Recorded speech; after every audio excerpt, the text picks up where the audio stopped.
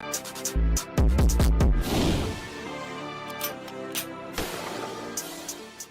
going on, everybody? Welcome to the Re-Up Podcast. With me today is my co-host, as always, Hector, aka 61. Today we have a very special guest with us, joining us live on Zoom. This talented young man is not only a viral sensation, only 500,000 plus subscribers on YouTube, but he's also a comedian, a fitness guru, and also a huge entrepreneur. He owns his own clothing line and do-rag line called Joovier, straight from the Garden State. We're lucky to have him with us today. Give us a warm welcome to Josiah Stewart, aka Joovier. What's going on, man? How are you? Yeah. Appreciate it. Got you, bro. First off, and foremost, I gotta say congratulations on my boy hitting 60K on Instagram. It's a big deal. Huge. People making moves. Appreciate it. Getting up there, man. Been grinding for a while. It's good to see it paying off and stuff like that. Definitely. Absolutely. So your whole brand is pretty much centered around interacting with many people, and but a lot of that interaction has kind of changed for the whole world due to this whole COVID-19 situation. How have you personally adjusted to dealing with the pandemic? Personally, honestly, what I do, I mean, a lot of YouTubers are like the public interviews. They have to go out to the mall and actually interact face to face with people. What I do, it hasn't really affected it much because most of the things I do is online. So like if I'm on the Monkey app or whatever I'm doing it online, so I never really have to see people. So honestly, if I'm being really honest, it hasn't really affected me that much as far as my work. Any of my work, none of my businesses have been affected that much. My YouTube videos, none has really been affected that much. The only thing that has been affected is that more now, which has driven my views to go up. But that's a plus sign. So this whole pandemic, me personally, it hasn't affected that much as far as my work wise. Right. Do you ever get jokes like from friends? Like, bro, do you ever go outside? Because it seems like you're always working. Honestly, yeah, all the time. They're like, bro, I get outside. So I'm like, I get outside, but I'm inside. I'm doing my work. I'm getting my stuff done. You feel me? I still make time to go out and do what I got to do. I'm just not gonna waste all my time outside just to chill with random people. You feel me? 24/7 focused. Nah, definitely. Yes, do you feel like you're in a perfect type of business because this is kind of like recession proof or like pandemic proof to the point where you're always doing stuff inside? You're always like sending out vlogs, workout videos. Sending out your merchandise, that can all be done from a computer as long as you have Wi-Fi. So do you feel like you have the perfect career for the most part? Honestly, yeah, I was saying this before. You said the word pandemic proof or recession proof. Like the type of industry I'm in, well, with the YouTube part of it. Well, everybody else can't go to work. And I've said this before, and my parents have said this multiple people. I'm like, I feel bad because I hear all these stories about jobs, they can't pay for stuff. And I'm here making more money than I did before this. So you said the right terminology. It's kind of pandemic proof, just for the fact that I don't have to go out with other people or interact with other people. So that's actually getting close proximity with people in real life. Does that in a sense, like, because we had a previous guest who she was telling us about how for her Instagram, she's a tattoo artist, and she talked about giving back to her fans. But in general, you talked about how right now you're making more money than you ever did. So what she would do is she would give back to her fans. So does that ever kind of like come across your mind, like, through this whole pandemic, I kind of have to give back? Like, I'm going to try my best to give back in some type of way. Yeah, personally with me, before I used to on my shit right now where I literally people cash at me and I was going to a video. I saw that. I had maybe like $2,300 worth of stuff just off this trend. And honestly, it's cool to do that.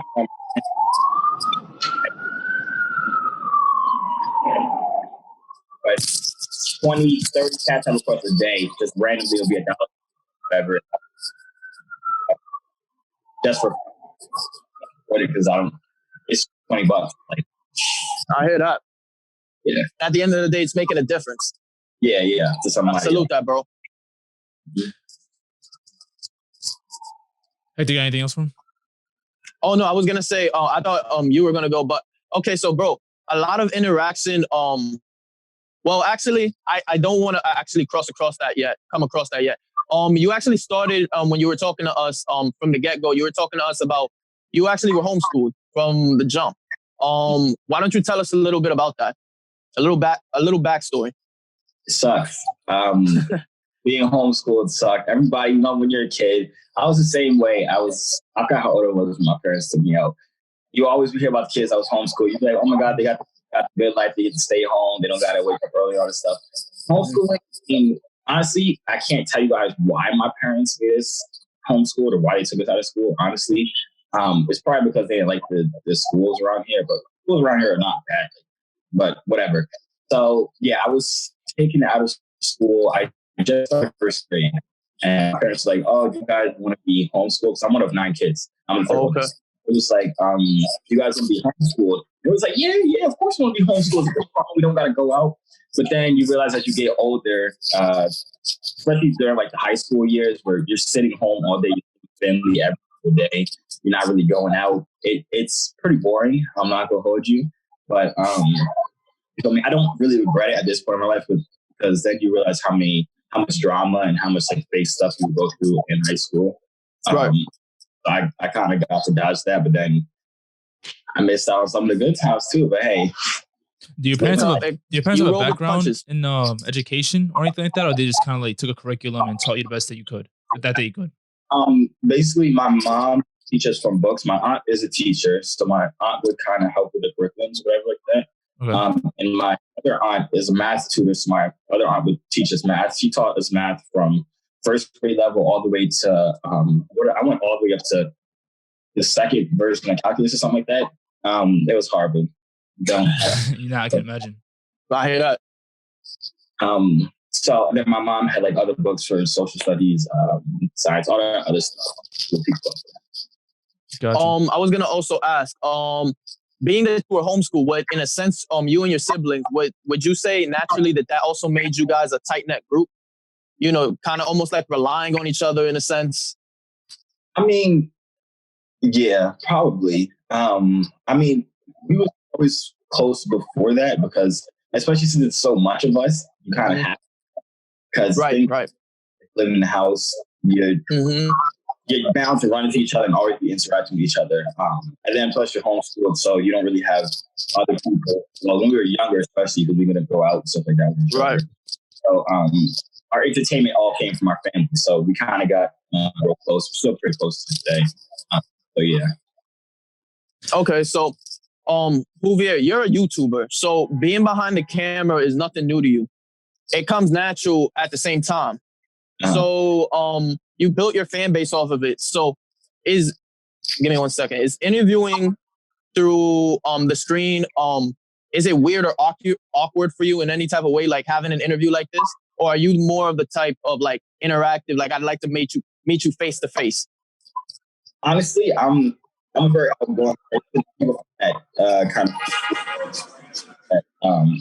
I was homeschooled, and people say homeschooled people are like outcasts or whatever. But me personally, I'm a very outgoing person. I love talking to people. That's why like public interviews, like the Monkey Gap, and like even this, like it's just easiest to talk to people. And I love talking to people, meeting people. So yeah, it's not any different. It's basically the same for me. How'd you go about first getting on YouTube? Because like you said, you've always had that outgoing personality. Does that kind of add to why you went to YouTube? Because you had that so much personality and charisma that it would work on camera? Honestly, when I first started YouTube,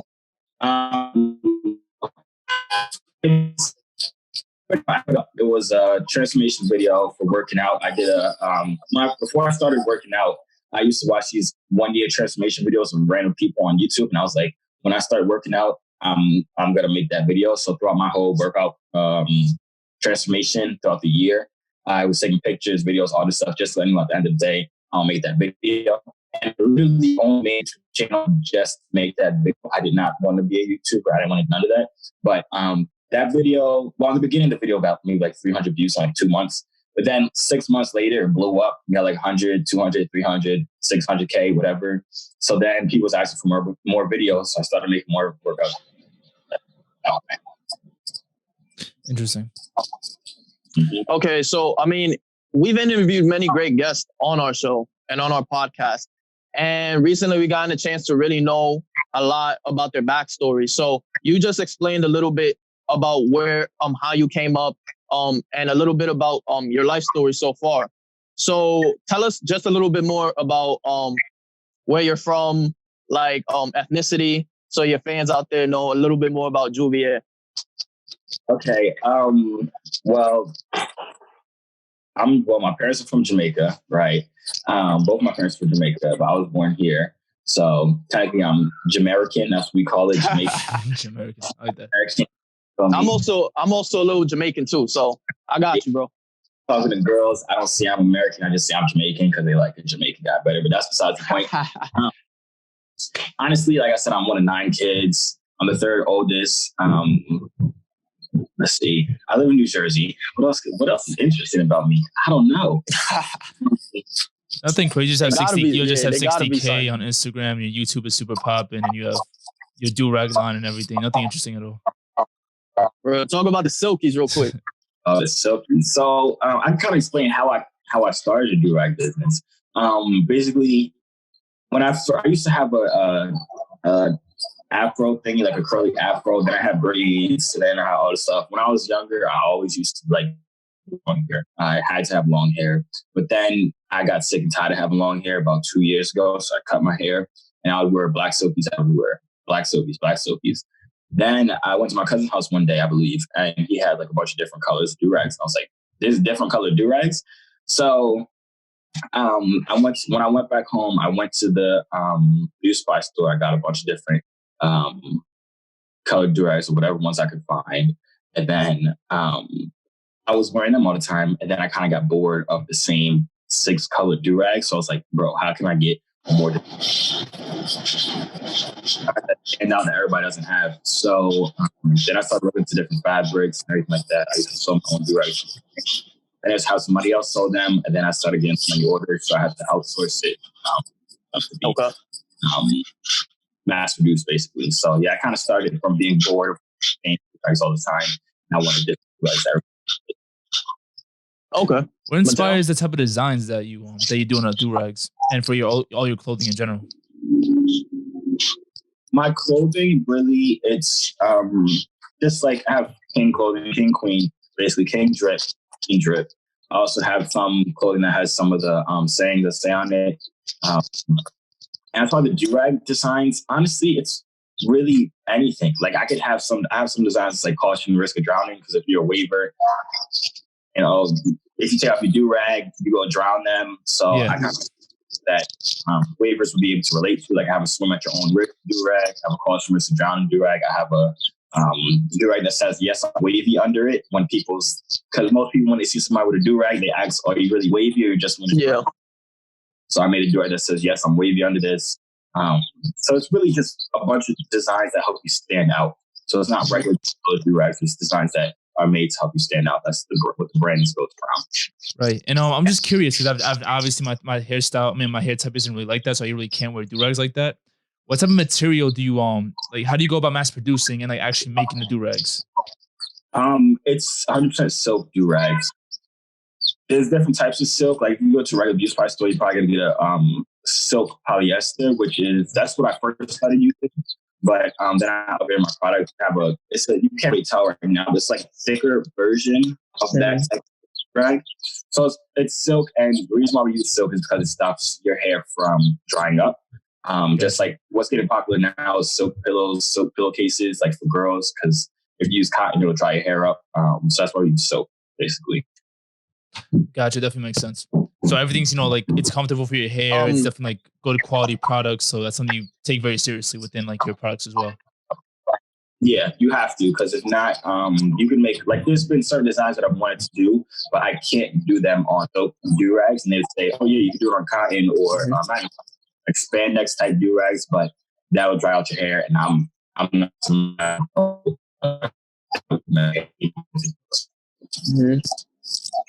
Going back, relaying back a little bit to what you were talking about before about your clothing line, Kings and Queens. I also saw that it's a message of positivity, honestly. I saw one of your YouTube videos and you were like telling a lot of the girls that went on with you on the Monkey app, you're a queen, or any dude that came up, you're like, you're a king. So what made you relay that message? Obviously, you're a very positive minded person, but does it also have to do a little bit with the situation that we're in? Yeah, I feel like not even just me in this situation, like the whole world needs more confidence in themselves. Mhm. Like, I'm a very confident person as I am. Like, I'm, would I say I'm my biggest fan? I'm also my worst enemy because I'm my biggest fan because I'm always congratulating myself. I'm always just boosting myself up. And I'm also my worst enemy because it keeps me in track or keeps me level minded. If I, let's say if I'm doing something I know I shouldn't be doing, I'm the one that'll beat myself up for it. So, because I'll hold myself accountable to it. But like I was saying, the whole world, I feel like they need a lot more confidence. So that's why I'm always like, yeah, you're queen, you're king, you're royalty, don't ever let anybody tell you that you're less than what you are. It's even if anybody says anything about you, that doesn't raise who you are and that doesn't lower who you are. No matter any outside thing that's coming from any outside source, it does not affect who you are. So you shouldn't let it affect your mood, things like that. So I'm really big on self-confidence and what's the word? Empowerment. Just like self-up. Yeah. Right. Because your whole thing, I think your whole brand, it's really interesting because it's all different types of things, right? Like you're kind of like this Renaissance type of entrepreneur that a lot of people are doing. Like it's like all fitness and it's comedy, then it's like IG stuff, YouTube stuff, but then you also do do-rags and apparel. But all of it kind of ties in together in the sense where everything's kind of like empowered based. And it's kind of like a lifestyle, like the physical and also the mental and how you think about yourself. Because again, you could do like I could do all of your workouts that you do on on Instagram and on YouTube. But if mentally, if I'm not there, thinking good about myself, what's the point of having everything all physically, like physically on point for the most part? So does that kind of like go into like why you're doing this as a collective to pretty much empower people from physical to the mental? Honestly, in the beginning, I can't say I was that smart to know, yeah, all this kind of works together. But not recently, probably a couple months ago, I'm kind of starting to think like I'm building all these things around just like self upliftment. You know me? Like I started off with the working out and stuff like that. But if you work out, your whole body could look good, and everything like that. But if you're mentally not 100% confident in yourself that much, you feel me? So yeah, I feel like to answer your question, I do feel like it kind of plays together throughout the years or throughout the months, because I personally, when I first started, I did not know I would be doing any of this. But throughout the months, kind of just like started placing together, and you can kind of see the connection through it all, just like uplifting, basically. Right, definitely makes sense. Does also like you put before, being your own, would you rather be your own critic, like your worst critic, or would you rather have people tell you what kind of you have to work better on when it comes to like your YouTube content or just in general, like what you're promoting? Well, that's a tricky question. I feel like it has to be a calm balance in between two, because that's about it. Outside motivation or outside criticism won't always be there, but you'll always be there. So if you're able to hold yourself accountable to a lot of things, that's amazing. But at the same time, sometimes you can't see what somebody from the outside can see.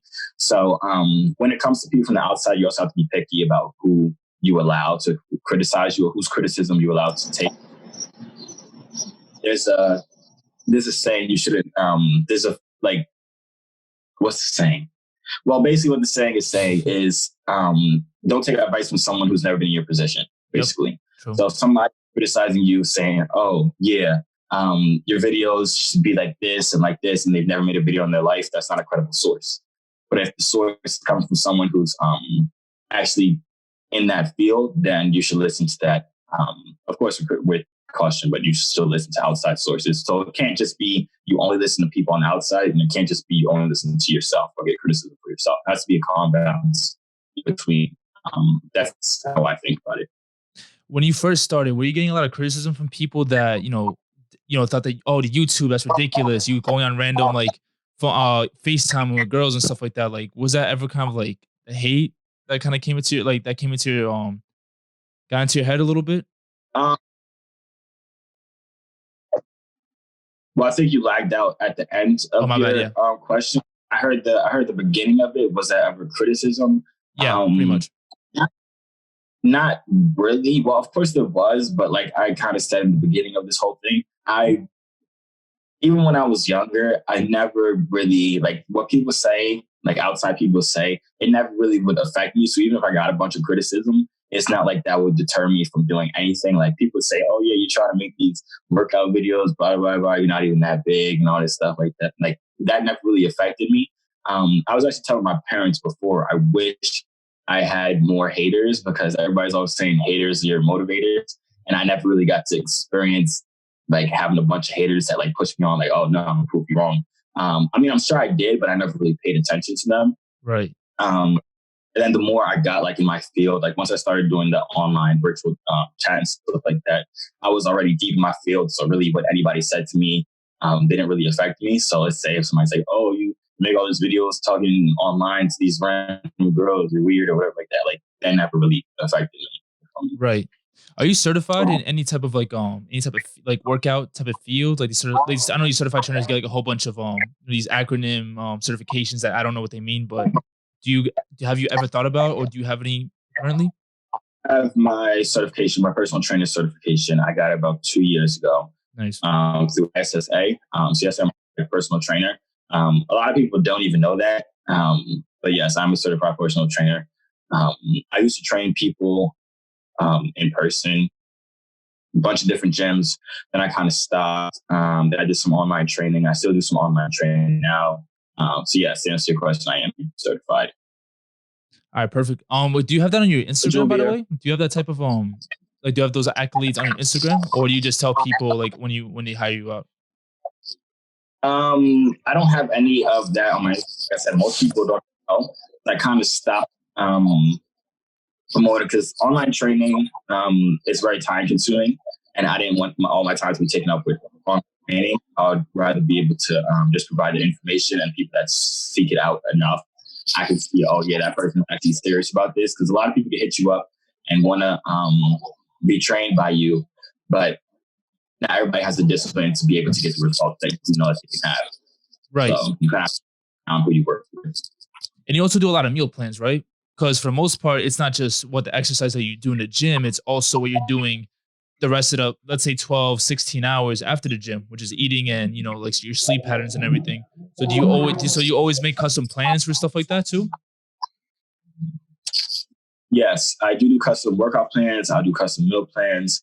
But what people don't understand, honestly, changing your body, transforming your body, it's 70% diet, 30% workout. That's what I always say. I don't know if that's a proven fact, but it's a proven fact. It's literally what you eat, that's how your body will react to the workouts that you're doing. So your workouts is really just the runner-up for your diet or what you're eating.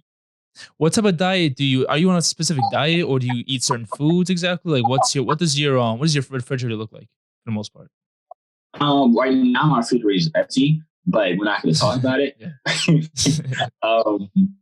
But I stopped eating meat around 3 years ago. Okay. Honestly, I didn't have I wasn't like, oh, meat isn't good for you. Like it was literally a challenge. Somebody was like, oh, you want to do it for 2 weeks? And I was like, sure. I did it for 2 weeks. Then I forgot, and it kind of got to a month.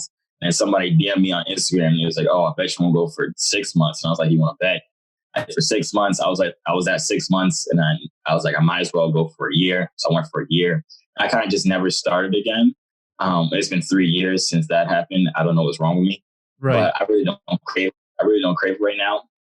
But I recently started eating fish again, maybe 6 months ago. Okay. So right now my mostly consists of some carbs and beans, a lot of different types of beans, chickpeas, all that type of stuff, and occasionally some fish. So I think you would classify that as pescatarian. Right. Yeah. I was gonna ask you, like, where do you fall? Because at first, before you mentioned fish, I was like, all right, he's vegan. But then no, like he's vegetarian. But then you mentioned fish, so I was like, probably pescatarian.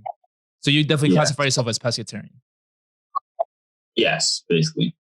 Is it hard cutting out meat? Well, like, I guess like meat, beef, and chicken and stuff like that. Is it like, how hard is it compared to what everyone else really says?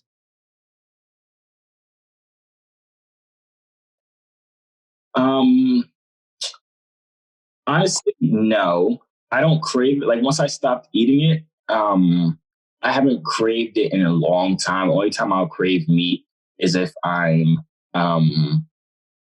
if I went out to a restaurant and all my friends are ordering chicken wings or something like that, and I'll crave it, but I still won't eat it. I really have not touched a piece of meat in 3 years. Like some people cheat and it's like, yeah, they eat a little piece and they say they're still vegetarian or whatever. Like I've literally not eaten one single piece.